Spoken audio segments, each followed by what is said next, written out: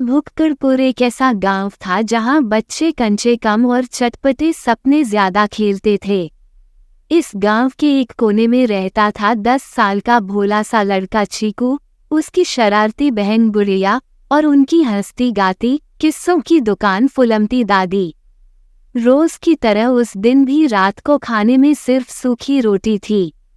दादी, भूख लग रही है, गुड़िया ने कहा। और आज फिर सिर्फ नमक रोटी? चीकू ने पूछा। दादी ने मुस्कराकर कहा, बेटा, किस्मत में चटनी नहीं तो जिंदगी भी फीकी ही लगेगी।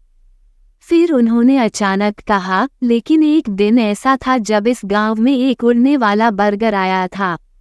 क्या बर्गर? और वो भी उड़ता हुआ? चीकू और गुड़िया दोनों चौंक गए। हाँ बेटा, जिसने उसे चखा उसकी भूख हमेशा के लिए भाग गई। चीकू की आंखें चमक गईं, क्या वो बर्गर अब भी है? अगली सुबह चीकू और गुड़िया पहुंचे गांव के सबसे रंगीन ठेले पर। वहां था घमूरा हलवाई। घमूरा अपनी मोटी मूंछों को ऐंठते हुए चिल्ला रहा था, आ जाओ, यहाँ मिलेगा मसालेदार बर्गर, ऐसा बर्गर जो जुबान से लिपट जाए। चीकू ने पूछा, क्या आपके पास उड़ने वाला बर्गर है? घमूरा की आंखों में चालाकी चमक उठी, है बच्चा, लेकिन उसकी कीमत है मेरी दुकान में पूरा दिन काम करना। दिन भर दोनों बच्चों ने बर्तन मांजे, आलू छिले और घमूरा के तानों को झेला, लेकिन शाम को उन्हें मिला सिर्फ एक जली हुई टिक्की। उड़ता बर्गर तो सिर्फ कहानियों में होता है, घमूरा ने ठहाका लगाया।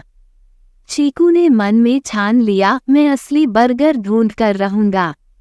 शाम को निराश होकर लौटते हुए चीकू और गुड़िया को रास्ते में मिले एक अजीब से बाबा, जिनके झोले में आलू, टोपी में धनिया और नाम था बाबा झपाटीलाल। बच्चों, उड़ने वाले बर्गर की तलाश में हो? बाबा ने झपाटी से पूछा। आपको कैसे पता? चीकू चौंका। मेरे पास है उसका जादू, लेकिन उस तक पहुंचने के लिए तुम्हें करना होगा एक चमत्कारी प्रयोग।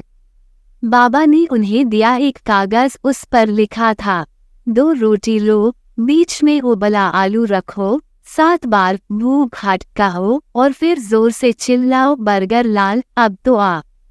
रात में फुलमती दादी ने दोनों बच्चों के साथ वही विधि दोहराई। भूख हट, भूख हट, भूख हट 7 बार, और फिर जोर से बोले, बर्गर लाल अब तो आ।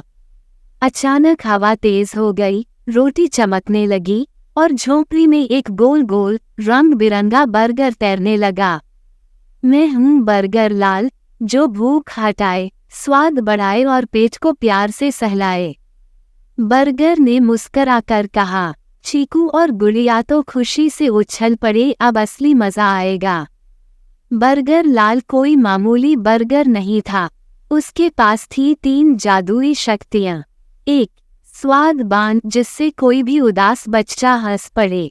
2. भूख हट यंत्र, जो पेट को बिना खाए भी तृप्त कर दे। 3. लालच रक्षक, जो लालची लोगों को सबक सिखाए। चीकू बोला, हम सबको खिलाएंगे, कोई भूखा नहीं रहेगा अब। बर्गर लाल बोला, लेकिन याद रखना, स्वाद बांटने से ही बढ़ता है। अगले दिन गांव में बर्गर उत्सव हुआ। चीकू ने सबको बुलाया। हर किसी को मिला एक बर्गर, एक चुटकुला और पेट भरकर सुकून।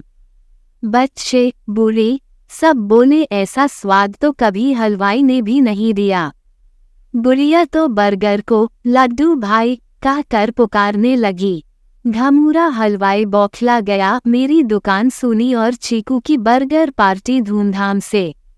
उसने रात को चोरी छुपे बर्गर लाल को पकड़ने की कोशिश की और थैले में बंद कर अपने ठेले में ले आया।